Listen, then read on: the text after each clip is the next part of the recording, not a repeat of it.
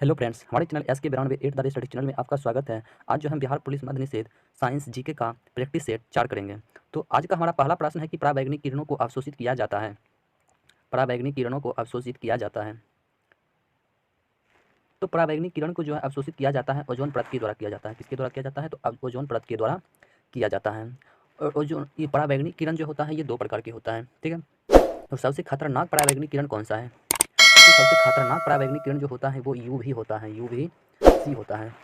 क्या होता है? यूवी-सी होता है, क्योंकि यह जो है ना त्वचा की दूसरी परत में घुस जाती है और त्वचा के मतलब जो है ना सर का मतलब कैंसर का कारण बन जाता है। क्या होता है? त्वचा को जो है दूसरी परत में घुस जाती है और त्वचा कैंसर बनने का कारण हो जाता है। तो इसीलिए यह जो है ना पूरा खतरनाक होता है पराबैंगनी किरण।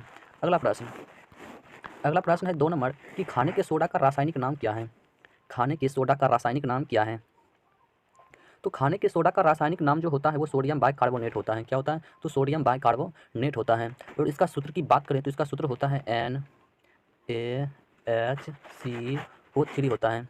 क्या होता है? NaHCO3 होता है। वही IUPAC नाम की बात करें तो सोडियम हाइड्रोजन कार्बोनेट होता है। क्या होता है? सोडियम हाइड्रोजन कार्बोनेट, ये भी याद रखिएगा। अगला प्रश्न है 3 नंबर की पीतल किसकी मिश्र धातु है?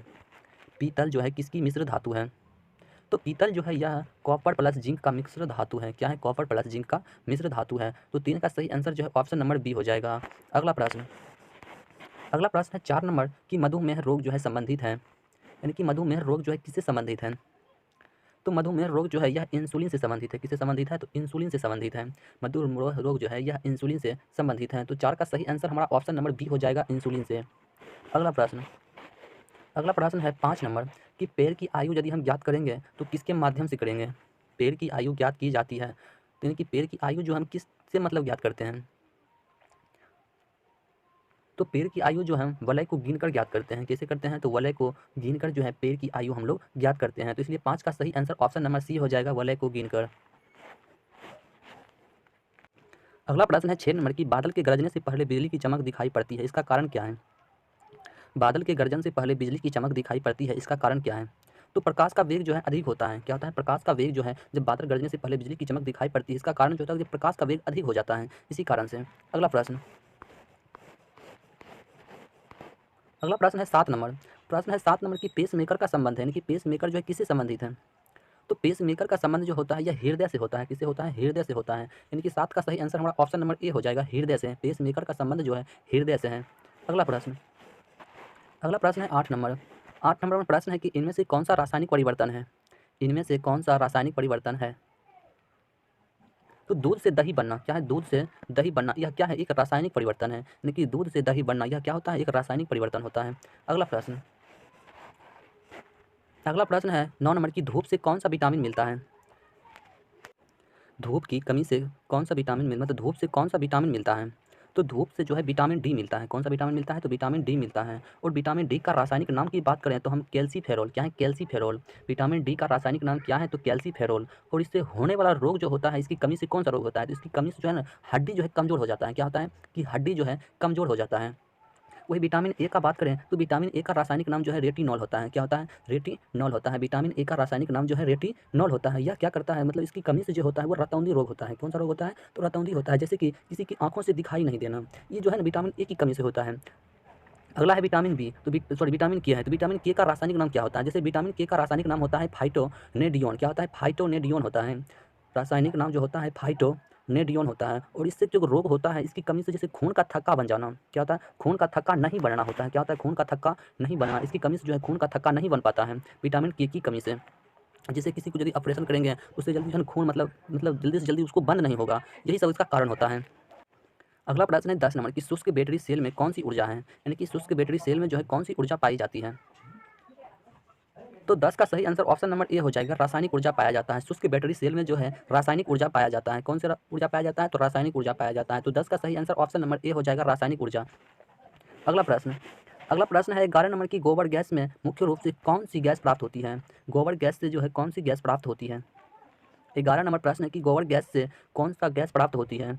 तो गोबर गैस से जो है मीथेन गैस प्राप्त होती है। कौन सी गैस प्राप्त होती है? तो मीथेन गैस प्राप्त होती है। गोबर गैस से जो है मीथेन गैस प्राप्त होती है। तो 11 का सही आंसर ऑप्शन बी हो जाएगा, मीथेन। अगला प्रश्न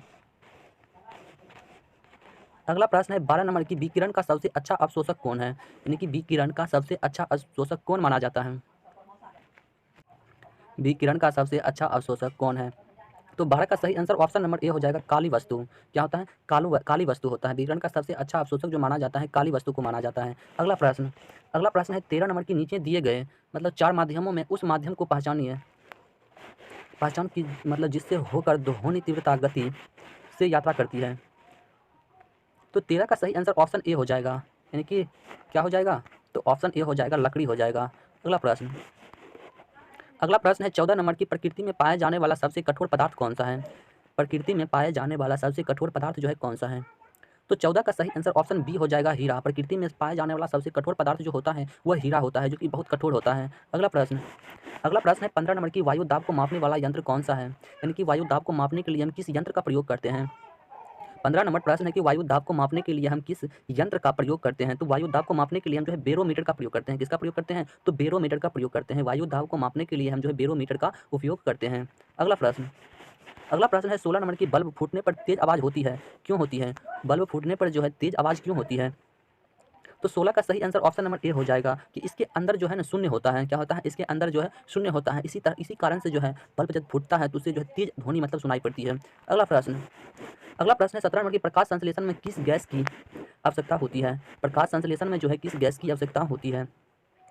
प्रकाश संश्लेषण में किस गैस की आवश्यकता होती है। तो प्रकाश संश्लेषण में जो है कार्बन डाइऑक्साइड की आवश्यकता होती है। किसकी आवश्यकता होती है, तो कार्बन डाइऑक्साइड की आवश्यकता होती है। प्रकाश संश्लेषण में जो है कार्बन डाइऑक्साइड की आवश्यकता होती है। तो 17 का सही आंसर ऑप्शन नंबर ए हो जाएगा, कार्बन डाइऑक्साइड। अगला प्रश्न है 18 नंबर प्रश्न है कि गुरुत्वाकर्षण नियम की खोज की गई थी, यानी कि गुरुत्वाकर्षण नियम की जो है खोज किसने किया था। गुरुत्वाकर्षण नियम की खोज जो है किसने किया था। तो गुरुत्वाकर्षण नियम का खोज जो है आइजैक न्यूटन द्वारा किया गया था। किसके द्वारा किया गया था, आइजैक न्यूटन के द्वारा किया गया था। और कब किया गया था, तो 1666 ईस्वी में किया गया था। ये भी फैक्ट याद रखिएगा, कब किया गया है, तो 1666 ईस्वी में आइजैक न्यूटन के द्वारा जो है गुरुत्वाकर्षण नियम की खोज किया गया था। तो 18 का सही आंसर जो है ऑप्शन बी है। अगला प्रश्न है 19 नंबर कि माँ का दूध शिशु के लिए लाभदायक होता है, क्यों होता है। माँ का दूध जो है शिशु के लिए लाभदायक होता है, तो क्यों होता है। क्योंकि इसमें जो है एंटीबॉडी होता है। क्या होता है, इसमें एंटीबॉडी होता है। माँ के दूध में मतलब क्या होता है, एंटीबॉडी होता है। इसलिए जो है 19 का सही आंसर ऑप्शन नंबर बी हो जाएगा कि माँ का दूध शिशु के लिए लाभदायक होता है, क्योंकि इसमें एंटीबॉडी होती है। क्या होती है, एंटीबॉडी होती है। तो 19 का सही आंसर ऑप्शन बी है। अगला प्रश्न है 20 नंबर प्रश्न है कि निम्नलिखित में से किसकी मात्रा बढ़ जाने पर हृदय रोग होने का खतरा रहता है। निम्नलिखित में से किसकी मात्रा बढ़ जाने पर हृदय रोग होने का खतरा होता है, यानी कि किस चीज़ की बढ़ जाने से हृदय रोग हो जाने का खतरा बढ़ जाता है।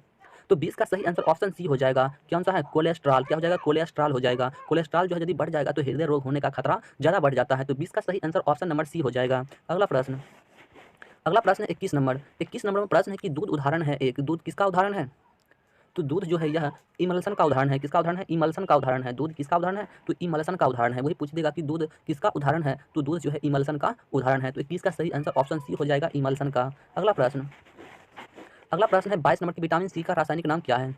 विटामिन सी का रासायनिक नाम क्या है।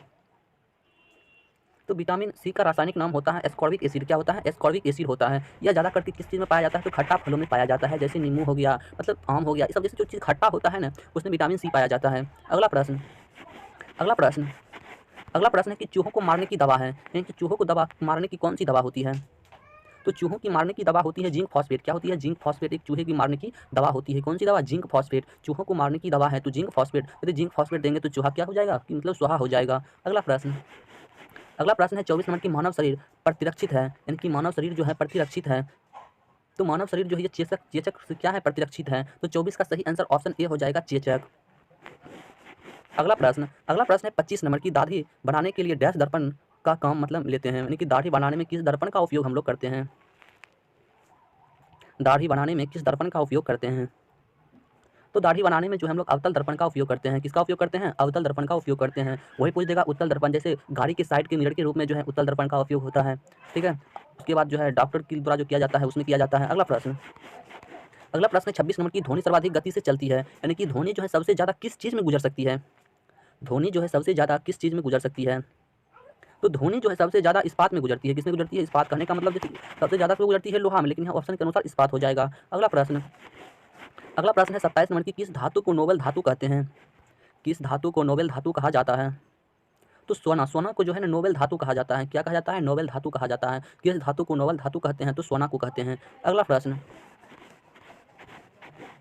अगला प्रश्न है 28 नंबर की, रबर को कड़ा करने के लिए उसके साथ किस पदार्थ को मिलाया जाता है?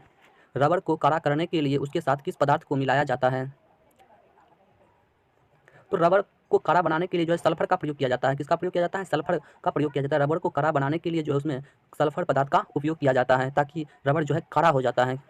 अगला प्रश्न अगला प्रश्न है जंग लगने पर लोहे का भार क्या होता है? जंग लगने पर लोहे का भार क्या होता है? तो जंग लगने पर जो है लोहे का भार जो है बढ़ जाता है। क्या होता है? कि बढ़ता है। जंग लगने पर लोहे का भार जो है वो बढ़ता है। तो 29 का सही आंसर ऑप्शन ए हो जाएगा, बढ़ता है। अगला प्रश्न जो कि आज का लास्ट प्रश्न है। लास्ट प्रश्न है कि 30 नंबर की, पेप्सिन डैश का एक उदाहरण है। पेप्सिन डैश का एक उदाहरण है। तो पेप्सिन जो है एक एंजाइम का उदाहरण है। किसका उदाहरण है? तो एंजाइम का उदाहरण होता है। पेप्सिन एक डैश का उदाहरण है, तो एक एंजाइम का उदाहरण है। पेप्सिन किसका उदाहरण है? तो पेप्सिन एक एंजाइम का उदाहरण है।